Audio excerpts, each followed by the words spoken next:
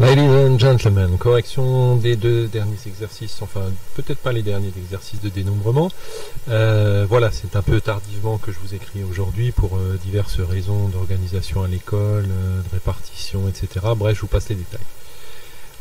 Bien, j'espère que je ne vous ai pas trop manqué. Allons-y pour ces deux derniers exercices. Alors, un porte-manteau comporte 5 patères alignés. Combien un taux de disposition distincte sans mettre deux manteaux l'un sur l'autre? Donc évidemment, un de vos problèmes principaux quand vous m'écrivez, c'est me demander est-ce que l'ordre a de l'importance. Donc ici, il faut un peu réaliser à quoi ressemble l'exercice. Vous avez donc 5 patères alignés, que je vais représenter simplement par des petits traits. Et là-dessus, vous allez mettre des manteaux. Des manteaux distincts. Et on vous demande combien vous avez de positions distinctes. Donc vous avez 3 manteaux dans la première question à poser dans 5 positions. En d'autres termes, c'est un peu comme si vous preniez 3 de ces positions parmi 5 avec de l'ordre.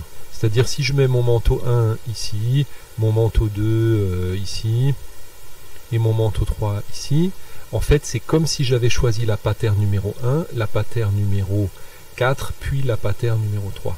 Donc en fait, c'est comme choisir 3 patères parmi 5, l'ordre ayant de l'importance, puisque j'ai des manteaux qui sont distincts, et que je les mets sur cette patère, et je veux savoir combien de dispositions sont possibles. Donc en fait, l'habillage, il est secondaire. C'est-à-dire qu'il faut vous rendre compte, finalement, qu'est-ce qu'on vous demande. Vous avez 5 éléments, que ce soit des patères, des lettres, de ce que vous voulez. Vous avez 5 éléments. Donc ici, ce sont des patères. En fait, on va mettre des manteaux par-dessus. Ça revient à choisir 3 patères parmi 5 avec de l'ordre, puisque vous disposez vos manteaux sur ces patères. Et à partir de là, à partir du moment où on a compris que l'habillage d'histoire des patères de manteaux n'a aucune importance, mais c'est juste une question d'en choisir 3 parmi 5 avec de l'ordre, ben, l'exercice devient tout de suite plus facile. Donc ici, ça veut dire que la solution, c'est donc à 3 parmi 5. Hein.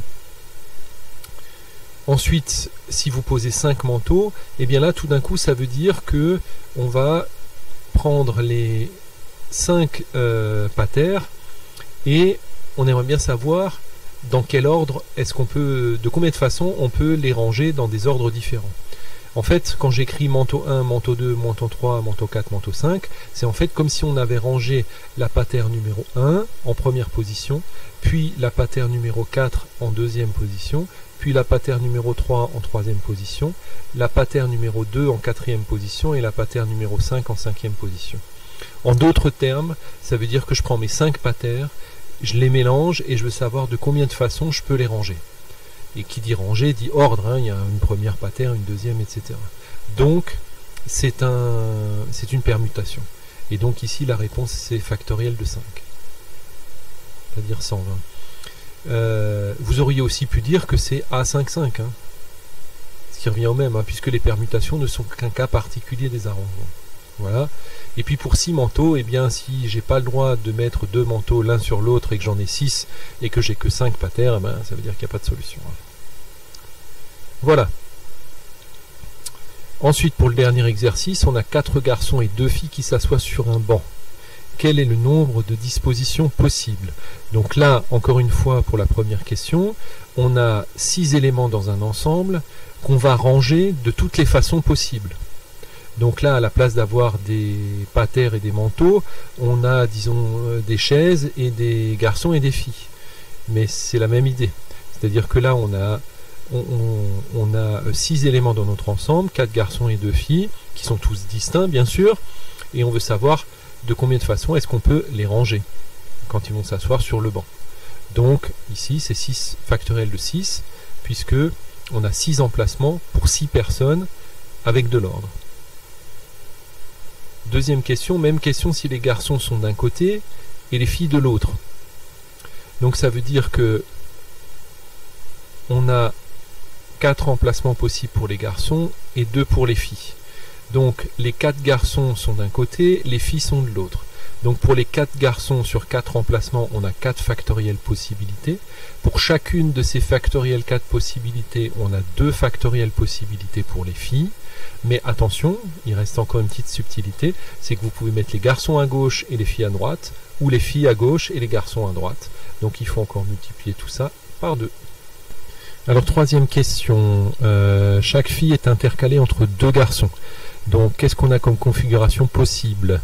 On a la possibilité d'avoir un garçon, une fille, un garçon, une fille, un garçon et un garçon. Ça c'est la première possibilité.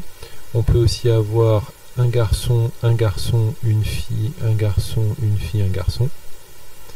Et puis on a encore une troisième possibilité qui est garçon-fille, garçon-garçon, fille-garçon.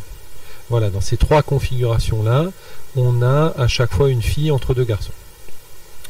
Voilà, et puis ensuite, pour chacune de ces configurations, pour le premier garçon que j'ai, sur lequel je tombe, j'ai 4 choix possibles. Pour le deuxième, j'en ai 3. Pour le troisième, j'en ai 2. Pour le dernier, j'en ai 1. Et pour la première fille que je rencontre, j'ai 2 choix possibles.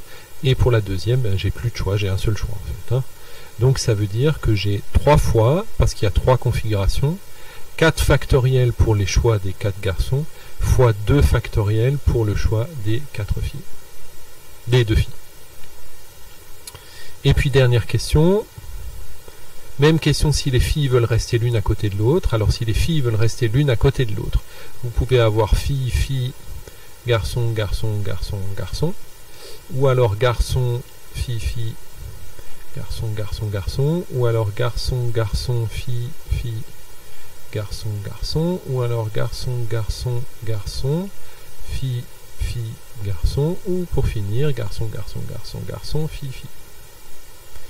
Voilà, ça c'est les seules possibilités pour que les filles restent une à côté de l'autre. Ça fait 1, 2, 3, 4, 5 possibilités, multipliées par 4 factoriels pour les 4 garçons. Donc le premier garçon que je rencontre, 4 choix possibles, puis 3, puis 2, puis 1, dans toutes les configurations. Multiplié par 2 factoriels. Chaque fois que je rencontre la première fille, j'ai 2 choix possibles et un choix pour la dernière. Voilà pour ce dernier exercice.